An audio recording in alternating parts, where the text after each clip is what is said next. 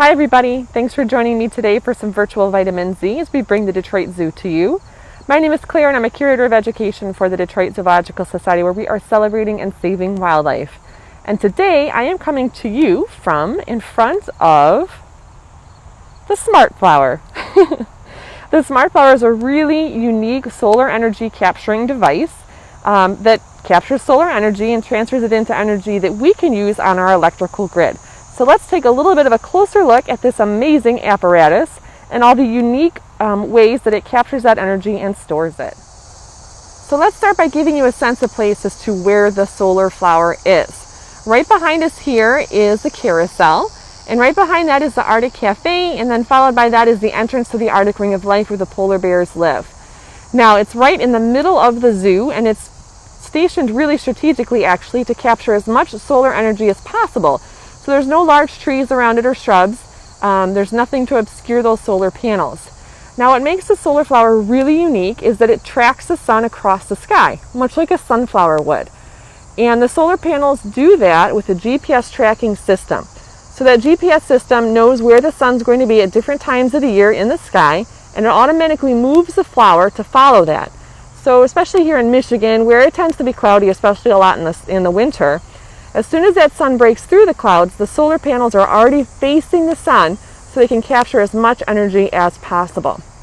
Now to give you a sense of scale, this entire apparatus is about 16 feet wide and tall. So it is quite a large flower. And it is that size so it could capture as much as possible. And you'll see 12 petals. Each of those is a solar panel. And right here in front, there's a wind speed predictor and not an anemometer. And that captures how much wind is moving. So if it gets really windy, it lets the Smartflower know that it should close up to protect it so it doesn't get damaged by high winds, which I think is pretty clever. Now in a typical year, the Smartflower will capture about 4,000 kilowatts of energy. And that's kind of an abstract thing to think about. A kilowatt is how we measure energy.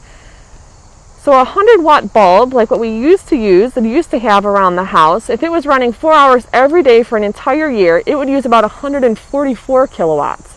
So a lot less than this could capture. And if you use the compact fluorescent, which is typically what we find now, you'd be using about 40 kilowatts, so it uses a lot less energy. And this again is going to capture around 4,000, but it depends on how sunny of a year we have here in Michigan. So now that we know a little bit more about the Smartflower, let's find out a couple other things that the Detroit Zoological Society is doing as part of our green print to help reduce energy usage around the zoo. And now we will come back and visit the Smartflower again later this afternoon to see how far it's moved in its attempt to track the sun across the sky to capture as much energy as possible. As part of our commitment to energy upgrades, we continue to install lighting upgrades throughout our grounds. We have LED lights in the Great Apes of Harambe indoor habitat that simulate sunrise and sunset to improve animal comfort. And we use LED lights in places like the parking structure, some of our restrooms, and the events pavilion. In addition, this photograph is from our Wild Lights event, which uses more than 5 million LED lights to illuminate the zoo during the holiday time. Many of our upgrades are behind the scenes and not as glamorous as Wild Lights. We've spent over $2 million in energy efficiency upgrades like mechanical controls and lighting, and this will save us hundreds of thousands of dollars over the next several years. These energy upgrades span more than 50 different buildings across the zoo's campuses, and also improved utility meters so we can see where exactly we're using energy. Our energy efficiency upgrades are part of our green print. You can think of it as like a blueprint that you'd use to build a house or another structure, but this is a green print to help us move forward on our sustainability initiatives and continue lessening our impact on the global resources. So these will include things like our energy management, water and waste management, and there's ways that you can help too by doing daily things around your home, office, or school. For a couple suggestions, check out our Shades of Green. Shades of Green was developed to help everyday people like you and I make actions or commit to actions in our everyday lives to help the planet and other animals. There are 80 different tips on different things that you can do at home, at school, and at work that'll help the environment and other animals.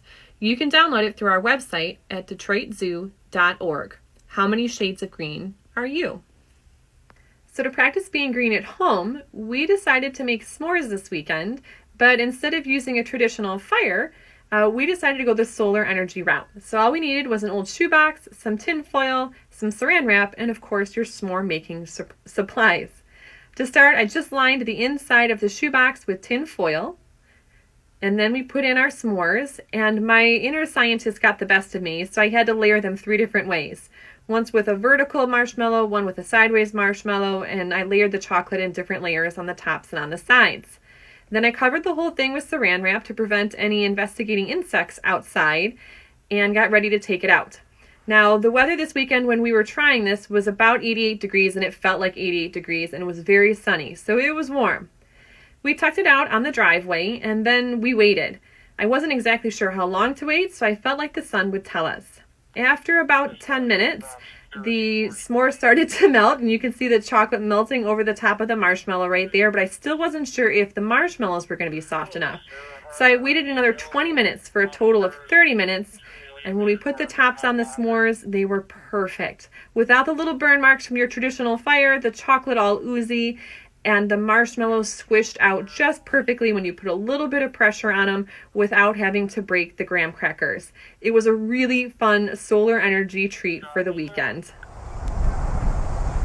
So I hope you get an opportunity to try out making some solar s'mores or solar something else's if you have something else that you'd like to try out in your own solar cooker. We are back out here by the Smartflower. We were out this morning around 9 a.m. and now it's around 6 p.m. in the evening.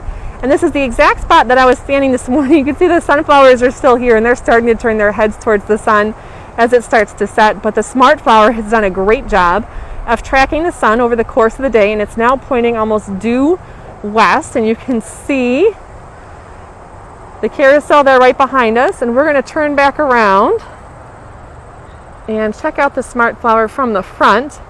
So again, it uses a GPS tracking system. It doesn't actually follow the sun. And the GPS tracking system helps it point at the sun no matter what time of year or what time of day it is. And it captures all the energy in those 12 petals that make it a beautiful solar flower.